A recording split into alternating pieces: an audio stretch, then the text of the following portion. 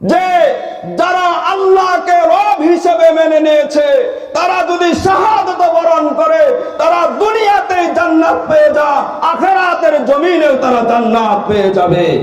অতএব তাম পৃথিবীর সমস্ত মানুষের কাছে আমরা একটা কথাই বলে দিতে চাই, আমরা একমাত্র আল্লাহ ওয়ালা হতে চাই। আমরা এই জমিনে আল্লাহকে রব বলে স্বীকার করে নিয়েছি।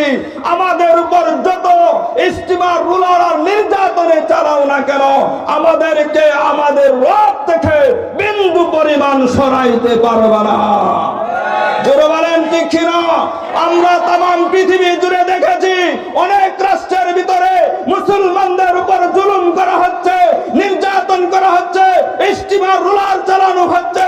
আমরা বিধর্মীদেরকেও জানায় দিতে চাই, তারা ভালো করে ফলো করে দেখ, যতবার মুসলমানদের উপর নির্যাতন করবে তাদের দল থেকে তত বেশি কাফের মুশরিক কালিমা পড়ে মুসলমান হবে। যারা বলেন ঠিক কিনা? অতএব ভয় পাওয়ার কোনো কারণ নয়। আগামী 30-40 বছরের ভিতরে তাম পৃথিবীতে যত ধর্মাবলম্বী আছে তাদেরকেও জানায় দিচ্ছি, এমন সময় আসবে মুসলমানদের জয়ধ্বনি তাম পৃথিবীতে উঠবে উঠবে। আমাদের কোনো টেনশন নয়, আমরা বাঁচলে গাজী নইলে শহীদ।